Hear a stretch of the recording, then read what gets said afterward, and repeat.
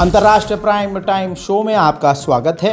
ये एक ऐसी वीडियो है, एक ऐसा न्यूज़ रिपोर्ट है जिस एक ही वीडियो के अंदर पूरी दुनिया की तमाम बड़ी खबरें कम से कम वक्त में और बहुत ही आसान ज़बान में मैं आपको बताऊंगा। तो चलिए शुरू करते हैं। इससे पहले कि आप हमारे चैनल पर नए हैं तो चैनल को कर लीजिए सब्सक्राइब, ताकि आपको दुनिया की तमाम बड़ी खबरें मिलती रहें। हज़रात, नॉर्थ कोरिया काफ़ी ज़्यादा मजबूत हो गया है और इतना ज़्यादा मजबूत हो गया है कि अब अमेरिका भी डर गया है। पूरे यूरोप को अब नॉर्थ कोरिया का खौफ है और नॉर्थ कोरिया सन की किस तरह से और किस लेवल का है मुझे आपको एक्सप्लेन करने की ज़रूरत नहीं है। असल में अमेरिका ने कहा कि नॉर्थ कोरिया के सैनिक अब रियल स्टाइल में, एक्चुअल वे में वो जंग के लिए तैयार हो गए हैं। रशिया के साथ उन्होंने जो ज़मीन पर, बैटल ग्राउंड पर एक्सपीरियंस लिया है, उसकी वजह से काफ़ी ज़्यादा मजबूती से नॉर्थ कोरिया के सैनिक आगे बढ़ रहे हैं और काफ़ी ज़्यादा एक्सपीरियंस और नए स्किल उनके पास आ चुके हैं। इस वजह से नॉर्थ कोरिया एक बड़ा ख़तरा है। वहीं एक्सपीरियंस रशिया के अंदर जंग का लिया नॉर्थ कोरिया ने, और उसके बाद तस्वीर देखिए साउथ कोरिया के बॉर्डर पर, क्योंकि साउथ कोरिया के साथ नॉर्थ कोरिया का चलता है मामला, बिल्कुल जंग के हालात बने रहते हैं और अब और जंग के हालात बन गए हैं। नॉर्थ कोरिया का कॉन्फिडेंस लेवल अप हो गया है और उसने साउथ कोरिया के बॉर्डर पर आर्म व्हीकल हथियार तैनात कर दिए हैं। वहीं मेरे दोस्तों, बात अगर रूस, नॉर्थ कोरिया और इन इलाकों से शुरू हुई है तो ये वीडियो देखिए। यूक्रेन ने रूस के एक ऐसे ट्रक पर हमला किया जिस पर हथियार ट्रांसफ़र हो रहे थे। रूस के हथियार लदे हुए थे, सब के सब बर्बाद हो गए। यह बात भी बिल्कुल क्लियर है कि पूरी दुनिया के जो बड़े बड़े देश हैं वो यूक्रेन की मदद कर रहे हैं। हत्ता कि यूक्रेन विदेशी लोग आ रहे हैं लड़ने के लिए। बरतानिया का एक नागरिक जो यूक्रेन के तरफ से रूस से लड़ रहा था, रूसी हमले में मारा गया है। वहीं रूस के कुर्स्क के इलाके पर 3 से 4 महीना हो चुका है, यूक्रेन का अभी तक कब्जा है। हालांकि कुछ इलाके को रशिया वापस हासिल कर चुका है, लेकिन दुनिया के सामने आकर मीडिया को बाइट देते हुए ज़ेलेंस्की ने बताया कि अब तक की ये हमारी सबसे बड़ी जीत है जो हमने कुर्स्क के इलाके पर कब्जा किया हुआ है। For example, take the Kursk operation. It's one of our wins. I think one of the biggest wins, not just last year, but throughout the war. Russia had to pull almost 60,000 troops of the Ukrainian front to deal with it. हजरात, Biden सरकार हटने वाली है। Biden सरकार ने पूरी जान लगा दी है कि बाइडेन इससे पहले कि पद से हटें, यूक्रेन को अंधा पैसा दे दें। ऐलान किया गया है अमेरिका के डिफेंस मिनिस्ट्री के द्वारा कि $500 मिलियन आखिरी बार बाइडेन सरकार के द्वारा यूक्रेन को अप्रूव किया जाता है।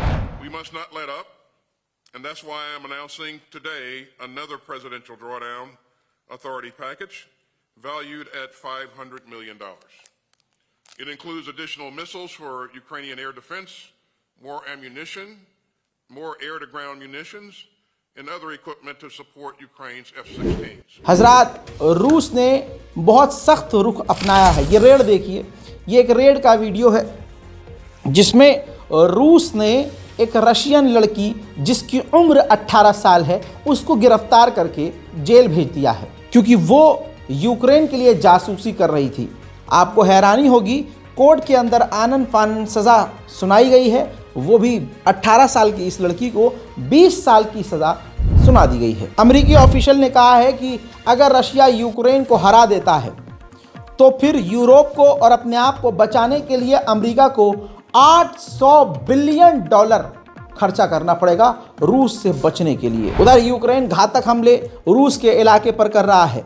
मेरे दोस्तों, ये देखिए, रशिया के इलाके पर यूक्रेन ने ऐसा हमला किया, ड्रोन हमला, जिसके बाद आग लग गई। रशिया ने जानकारी दी है कि इस जनवरी में ही 2025 1 जनवरी से अब तक 13,000 यूक्रेन के सैनिक हमने फिर से ख़त्म कर दिए हैं। मेरे दोस्तों, चाइना ने रशिया को अब तक का सबसे बड़ा झटका दिया है। रूसी टैंकरों पर अमेरिका की पाबंदियां हैं। अब थक हार कर चाइना ने अपने पोर्ट पर रूसी टैंकरों को बैन कर दिया है। अब रूस के टैंकर चाइना नहीं जा सकते। उधर मेरे दोस्तों, रशिया की एयरफोर्स ने वीडियो जारी किया है जिसमें आप देखेंगे और देख रहे हैं कि हेलीकॉप्टर के ज़रिए यूक्रेन के ठिकानों पर रूसी हेलीकॉप्टर हमला कर रहे हैं। वहीं ज़ेलेंस्की ने वेस्टर्न देशों को अप्रोच किया है कि अगर वेस्टर्न देशों के सैनिक हमारे ज़मीन पर आएँ और रूस से लड़े तो रशिया प्रेशर में आएगा और बातचीत करके हमारी डील एक्सेप्ट करेगा और ये जंग रुकेगी। यूक्रेन को एक बार फिर से बड़ी मदद मिलने वाली है। यूके यानी बर्तानिया और लातविया दोनों मिलकर 30,000 ड्रोन यूक्रेन को देने वाले हैं। वहीं यूक्रेन ने जानकारी दी है कि जब से जंग शुरू हुई है रशिया हमारे इलाकों पर 51,000 गाइडेड बॉम्ब दाग चुका है। वहीं मेरे दोस्तों जर्मनी की हवा टाइट है क्योंकि जर्मनी के एयर स्पेस में बार बार रूस के जासूसी ड्रोन घुसपैठ कर रहे हैं। आर्मीनिया से रशिया बुरी तरह से चिढ़ता है। उधर आर्मीनिया यूरोपीय यूनियन की मेंबरशिप के लिए अप्लाई कर चुका है। ऐसे में रशिया ने कहा है अजी यूरोपीय यूनियन तो छोड़ो, हमारे साथ जिन जिन ग्रुप में आर्मीनिया है हम ऐसा कानून लाएंगे कि उन तमाम ग्रुप से आर्मीनिया को निकाल देंगे। उधर आर्मीनिया के प्रधानमंत्री से ईरान के सिक्योरिटी काउंसिल ने मुलाकात की है। मेरे दोस्तों पाकिस्तान जो है नॉन नेटो एलाई मेंबर है, कहीं ना कहीं वो नेटो से जुड़ा हुआ है, लेकिन अमेरिका के सेनेटर्स को, कुछ सेनेटर्स को ये पसंद नहीं आ रहा है। पाकिस्तान चुप रहा है।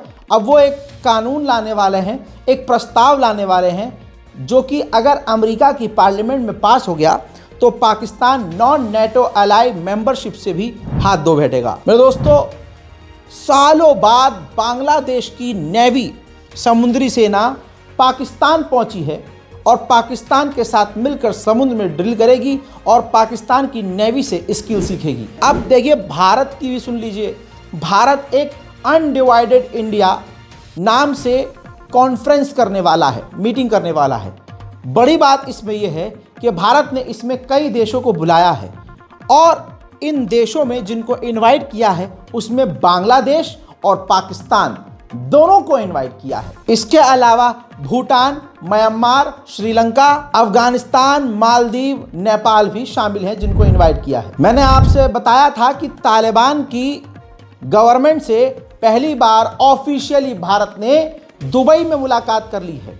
अब उसके बाद खबर यह आई है कि तालिबान एकदम गदगद हो गया है, भारत से इतना खुश है कि तालिबान के डेलीगेशन ने भारत की विदेश नीति की जमकर तारीफ की है।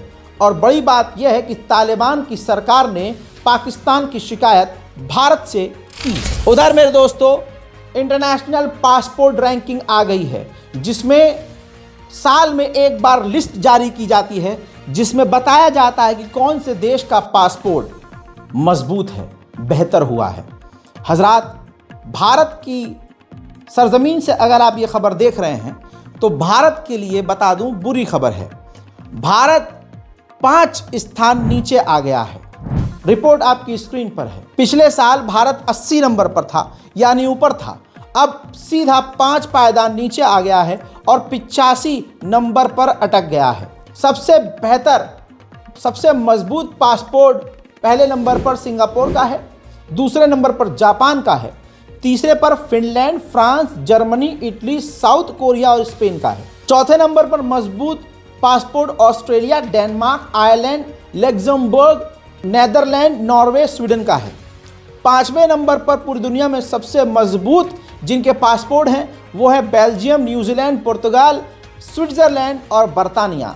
6ठे नंबर पर जिसका पासपोर्ट सबसे ज़्यादा मजबूत है ऑस्ट्रेलिया और ग्रीस है। 7वें नंबर पर कनाडा, माल्टा, पोलैंड। 8वें नंबर पर चेचनिया, हंगरी। 9वें नंबर पर एस्टोनिया, यूएस, अमेरिका भी 9वें नंबर पर है।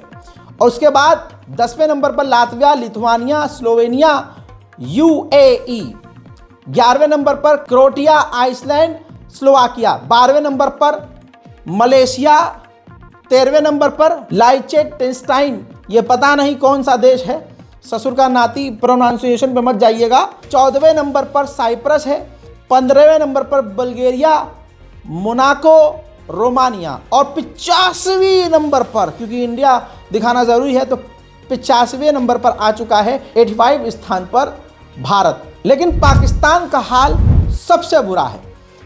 पूरी दुनिया में सबसे घटिया और सबसे कमज़ोर और सबसे बकवास अगर किसी का पासपोर्ट है, उस लिस्ट में पाकिस्तान, यमन, इराक, सीरिया और अफगानिस्तान। म्यांमार को मैंने बताया था परसों ही कि रशिया ने अपने Su-34 दे दिए हैं, और मैंने उसी दिन कह दिया था कि इन्हीं फाइटर जेट का इस्तेमाल करके म्यांमार की सेना अपनी जनता पर, आवाम पर बमबारी करेगी। और परसों कहा था और कल सच हो गया, और आज आपके सामने रिपोर्ट रख रहा हूँ। रिपोर्ट यह है कि म्यांमार की आर्मी ने अपने ही देश के लोगों के ऊपर एक गांव जिसका नाम रखनी गांव है, वहां पर हवाई हमला किया, और इस हवाई हमले में अब तक 40 लोग मारे गए हैं और सैकड़ों घायल हैं। अमेरिका पर अल्लाह का अजाब है ही, जो देश दूसरों को जलाता था वो आज खुद जल रहा है। सुबह ही सुबह मैं उसके बारे में स्पेशल वीडियो अलग से अपने मेन चैनल पर पोस्ट कर चुका हूं। पूरी रिपोर्ट मैंने उसके अंदर दिखाई है, और तस्वीरें और तमाम विजुअल्स मैंने आपको दिखाए हैं, जाकर देखिएगा। अब ताज़ा तरीन अपडेट उसमें यह भी आ गया है कि अमेरिका को $60 बिलियन का नुकसान हुआ है। कितने? 60 बिलियन। क्यों? क्योंकि ये अमेरिका के सबसे महंगे और खूबसूरत शहर थे, जिनकी प्रॉपर्टीज, जिनकी बिल्डिंग्स, जिनकी ज़मीन, जिनके मकान, अपार्टमेंट्स बहुत महंगे थे, जलकर जो अब राख हो चुके हैं। डोनाल्ड ट्रंप कनाडा पर कब्जा करने की बातें कर रहा है। ऐसे में कनाडा ने पहली बार धमकी अमेरिका को दे दी है। कहा कि अगर इसी तरह की बात ट्रंप करता रहा तो हम अमेरिका को जो गैस और तेल और जो एनर्जी सप्लाई करते हैं वो पूरी तरह से बंद कर देंगे। उधर जस्टिन ट्रूडो ने CNN पर इंटरव्यू देते हुए कह दिया कि जो ट्रंप सोच रहे हैं वो कभी हो ही नहीं सकता। कनाडा कभी अमेरिका से जुड़ ही नहीं सकता। उधर डेनमार्क ने डोनाल्ड ट्रंप की बयानबाजी से परेशान होकर इमरजेंसी मीटिंग बुलाई है। उधर जर्मनी ने भी डोनाल्ड ट्रंप के मुंह पर थप्पड़ मार दिया है।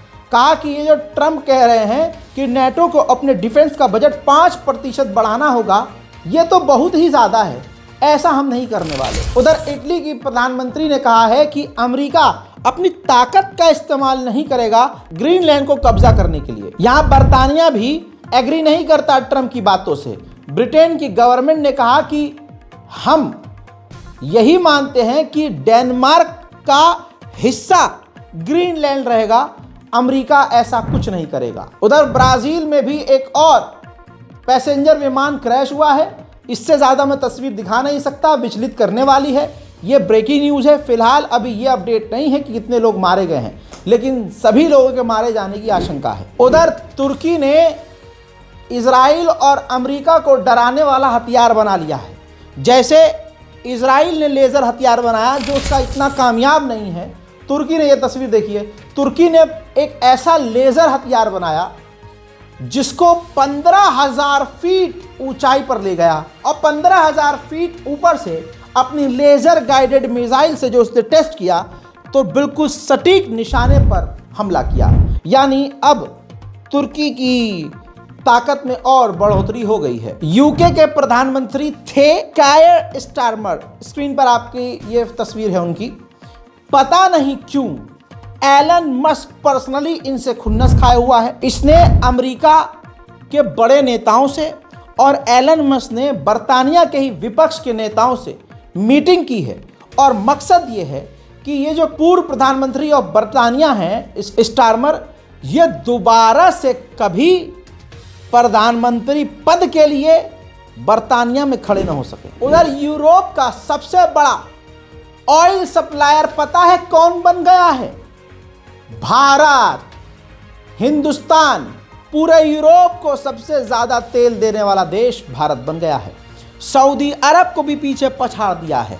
रशिया से भारी मात्रा में तेल ले रहा है भारत, मतलब कच्चा तेल लेकर उस पर काम करके उसको यूरोप एक्सपोर्ट कर रहा है और मोटा पैसा कमा रहा है, लेकिन फिर भी हमको टैक्स देना पड़ता है भाई। हजरात मोहतरम, अंतर्राष्ट्रीय प्राइम टाइम शो में आज और अभी के लिए इतना ही। इस रिपोर्ट के बारे में अपनी राय कमेंट में ज़रूर लिखिएगा। चैनल को सब्सक्राइब कीजिए और अपने दोस्तों को इस वीडियो को शेयर कीजिए। जय हिंद।